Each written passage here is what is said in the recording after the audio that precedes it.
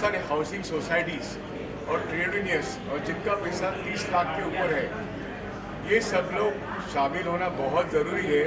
As a petitioner number 2 या 3, petition number मैं 1 हूँ as a bank deposit protection and welfare society के हिसाब से, जो एक रजिस्टर्ड सोसाइटी है, ट्रस्ट भी है, तो मैं पिटिशन नंबर 1 हूँ। तो बाकी के बड़े बड़े जो डिपॉजिटर्स हैं, क्योंकि 5 लाख DIC देगा ये मान के चलो, लेकिन इसके बाद ये बैंक जिंदा नहीं रहती है, ये लिक्विडेशन में जा सकती है, इसका टेक ओवर होना मुश्किल है।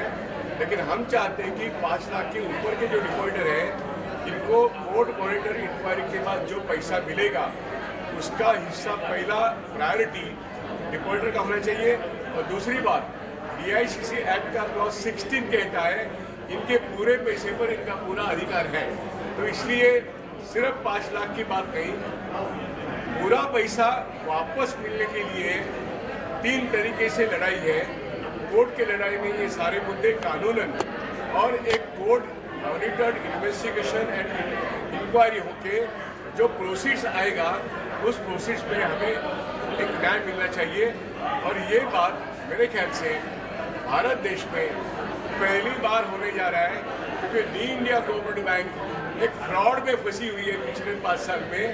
इसमें 122 करोड़ का कैश ट्रेजरी में से, करेंसी में से जाता है। ये सबसे बड़ा गुनाह है। हम चाहते हैं सबका पैसा, पूरा पैसा 100% उनको वापस मिले। इसलिए कानूनन लड़ाई और रास्ते की लड़ाई, उसके बाद मीडिया को बात करके एक लोगों का 5000 का बड़ा एक आज़ाद मैदान में डेमोन्स्ट्रेशन या धरना करना, ये भी आगे का प्लान है।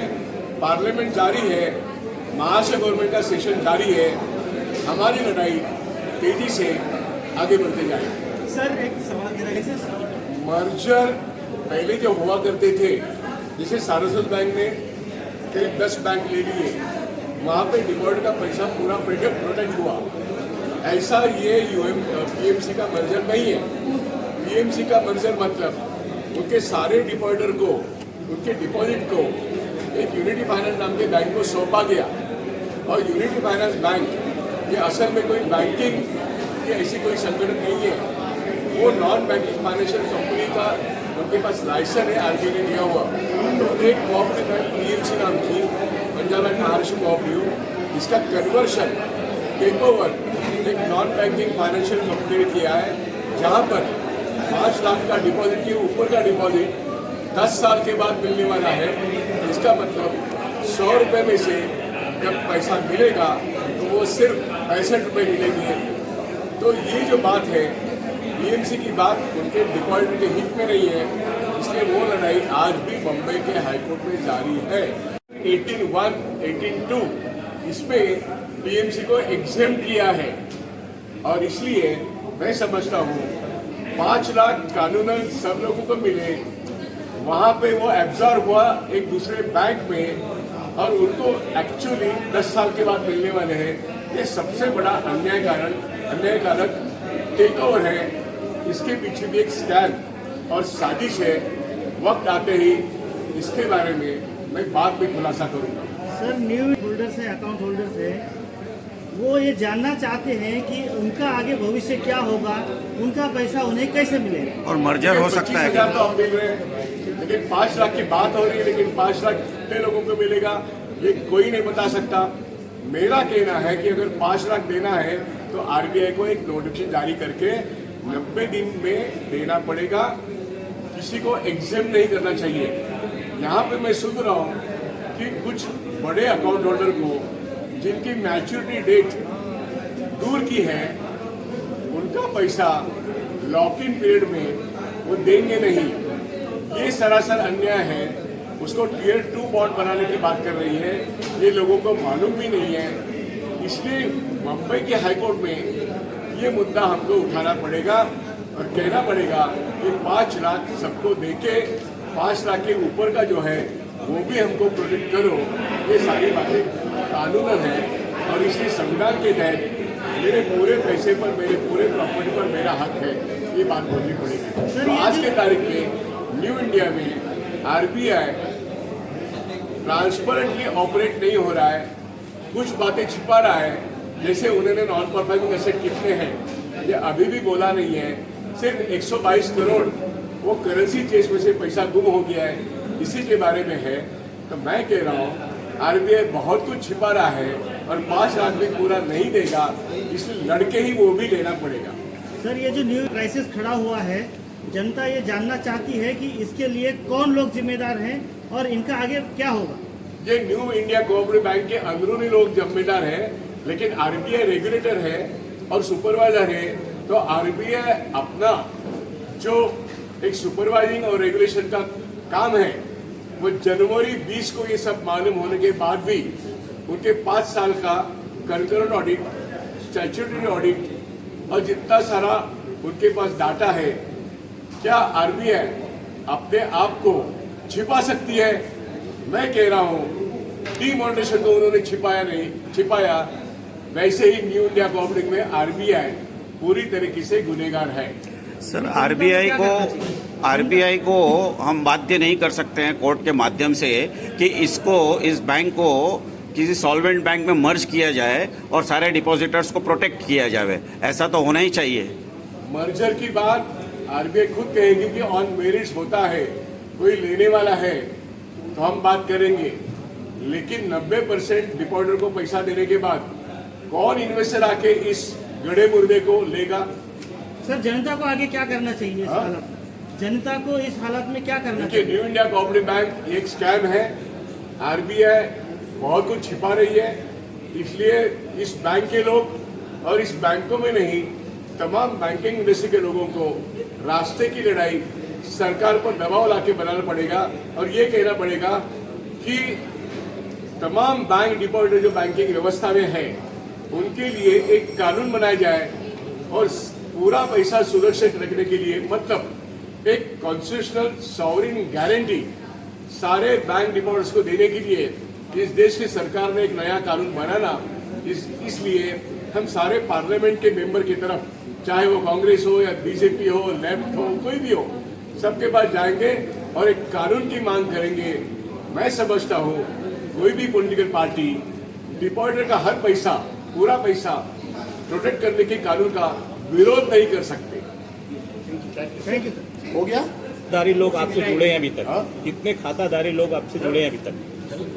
देखिए यहाँ पे 2 लाख डिपॉजिटर्स हैं, 40% तो 25,000 लेके चले गए, जो बचे हुए 5 लाख लेने के बाद 10% बचते हैं। अब वो 10% लोग फिर भी बड़े बड़े हैं, मेरे ख्याल से 1000 करोड़ डिपॉजिट उनका है, इनको लेके कोर्ट में जाना पड़ेगा क्योंकि सबके पैसे की सुरक्षा हमें चाहिए। इस कार्यक्रम का आयोजन करने के पीछे का जो मंशा थी हमारी, वो यह थी कि आए दिन जिस प्रकार से बैंकों में घोटाले हो रहे हैं और लोगों के, आम जनता के पैसे डूब रहे हैं, ये पैसे की रक्षा सुरक्षा कैसे की जाए और इसकी जिम्मेदारी कैसे तय हो और लोगों को एकजुट कैसे किया जाए। तो आपने देखा होगा विश्वास जी लगातार कई दिनों से और कई वर्षों से संघर्ष करते आए हैं और उनके संघर्ष करने के दरमियान निष्कर्ष निकल के आया है कि 1 लाख से 5 लाख तक का इंश्योरेंस की गारंटी एक श्योरिंग का हुआ है। तो अब ये की परिस्थिति जब देखने को मिली तो उसमें ये समझ में आया कि 122 करोड़ का घोटाला आरबीआई की मॉनिटरिंग और सुपरविजन के बीच में हुआ है, उनकी निगरानी में हुआ है। तो अब ये लोगों की समस्या है कि लोगों के पैसे कैसे उनको मिले। आज इस पूरे विषय में एक आपको गहराई की बात आपको बताता हूँ कि रिजर्व बैंक ऑफ इंडिया ने 13 फरवरी को सर्कुलर निकाला कि 6 महीने तक किसी भी प्रकार का लेन देन नहीं होगा, लेकिन उसके ठीक बाद उन्होंने वापस से एक निर्णय अपना सुनाया, वो ये है कि 25,000 रुपये आप दे सकते हो, 5 लाख रुपए तक आपको DICGC के माध्यम से इंश्योरेंस मिलेगा। एक बात तो समझ में ही नहीं आई, जब जिस आरबीआई ने सर्कुलर निकाला उन्होंने कहा 6 महीने तक लेन देन हो ही नहीं सकता है, तो जब 6 महीने तक लेन देन नहीं हो सकता तो फिर 25,000 का लेन देन शुरू कैसे हुआ? ये भी बैंक के आरबीआई के नियम के खिलाफ जारी किया जा रहा है और अपने आप को छुपाने की कोशिश कर रही है। इसके लिए जनता से हमने किया, आज लोगों से नागरिकों से एक मंच पे लाके हमने एक जगह दी, पूरा विस्तृत रूप से हर एक बात की जानकारी बताई कि कि जब तक कंपनी लिक्विडेशन में जाके बैंक का लाइसेंस सस्पेंड नहीं होता है तब तक किसी भी प्रकार से इंश्योरेंस कंपनी दाखिल नहीं हो सकती है। और दूसरा, इंश्योरेंस कंपनी अगर ये बात कह रही है कि हम आपको पैसा दे रहे हैं तो आप मेहरबानी नहीं कर रहे, क्योंकि हर 100 रुपये में 12 पैसा मैं अपना खुद का इंश्योरेंस कंपनी को सिक्योर करने के लिए देता हूँ। हमारा पैसा इंश्योरेंस करने के लिए मैं नहीं दिया था, आपने वो किया है। ये पूरी तरीके से अननेसेसरी पॉलिसी गलत चल रही है।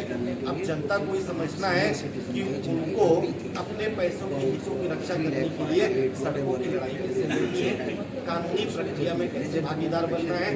एक वॉइस ऑफ फिफ्टीन, ये हम पीड़ितों की आवाज हम लोगों ने दर्द समझा, उसी को एक प्लेटफॉर्म दिया। यहाँ तक हमारा काम था। आगे उनकी लड़ाई, अगर वो 2 कदम आगे बढ़ेंगे तो 4 कदम उनके साथ आगे बढ़ेंगे। कि जिनकी एफडीज लॉन्ग टर्म एफडीज है या जिनकी लॉकिंग पीरियड में एफडीज है, तो वो मतलब 5 लाख की हो या उससे ज़्यादा की भी हो, तो उसका पैसा नहीं दिया जाएगा इंश्योरेंस। तो ये पॉइंट आरबीआई को क्लैरिफाई करना चाहिए। और ऐसे बहुत से लोग हैं जिनका लॉन्ग टर्म एफडी है, तो उसको उसकी राहत मिलनी चाहिए।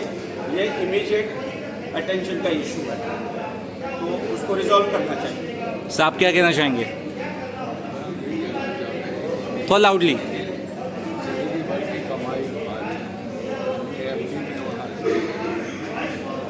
एफडी का क्या 5 लाख तो ये लोग खाली दे रहे हैं, 5 लाख में 25 लाख ये लोग खा जाए, गलत है ना। आरबीआई ने पहले लाइसेंस दिया कि वैसे बैंक,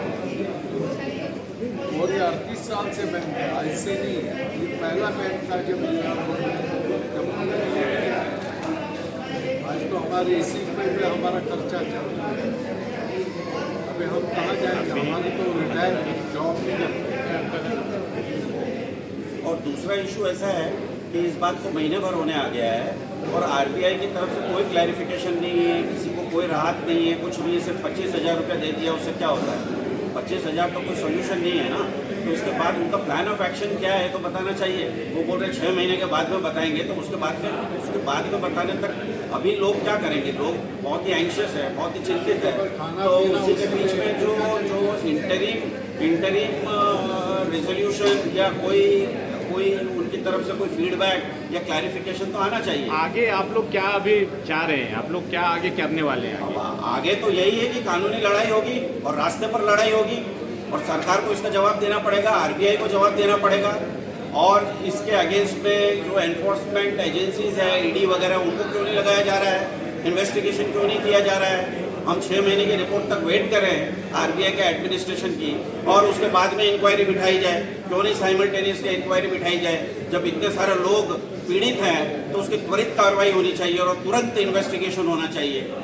तो इस तरह से ढीला ढाला काम करना और इसको ठंडे बस्तर में डाल देना, ये तो ठीक नहीं है।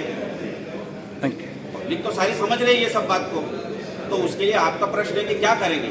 तो प्रश्न यही है, दो ही उसका सॉल्यूशन है। एक तो कोर्ट में जाइए, कानूनी लड़ाई लड़िए, और दूसरा रास्ते पर जाइए, और तीसरा सरकार के पास जाइए। आपसे लास्ट सवाल है कि जितने खातादारी है उनसे आप क्या कहना चाहेंगे? खातेदारी को आना चाहिए रोड पे। खातेदारियों को यही करना है कि सारे इकट्ठे होकर कलेक्टिवली कोर्ट के पास जाना है, आरबीआई के पास जाना है, उनके एडमिनिस्ट्रेटर से मिलना है। सरकार को बाध्य करना होगा कि एडमिनिस्ट्रेटर सारे लोगों को मिले, उनके एसोसिएशन को मिले, उनके प्रॉब्लम्स को सुने, रेजोल्यूशंस करें, और सारे एनफोर्समेंट एजेंसीज जितनी भी है उनके पास ले जाए ये मैटर और इसका इन्वेस्टिगेशन करवाए, और तुरंत ये जो फंड की प्रॉब्लम हो रही है उसको रिजॉल्व करने के लिए और रिलीज करे फंड्स। अब वो कैसे करना, क्या करना है, तो नेटी-गिटी का मामला सरकार को करना है। ये बात पब्लिक नहीं कर सकती है। तो सरकार को इसका रेजोल्यूशन निकालना, आरबीआई को रेजोल्यूशन निकालना है, और कोर्ट में जाना है। तो कोर्ट में तो लड़ाई होगी, लेकिन वो लंबी लड़ाई है, सरकार को भी पता है, आरबीआई को भी पता है जी। तो अगर इंटेंशन अगर ऑनरेबल है, अगर इंटेंशन सही है सरकार के और आरबीआई के, तो उनको त्वरित कार्रवाई करनी चाहिए। जो भी करना है वो उसको ठंडे बस्तर में डालकर 6 महीना, 8 महीना, साल भर, उससे तो कोई सॉल्यूशन होने वाला नहीं है। Thank you. वो वही हुआ जो पहले हुआ दूसरी बैंकों का। जी जी। तो अब तो वो समय लग गया है। अब तो नई सरकार है ना, तो नई सरकार को नया कार्य करना होगा।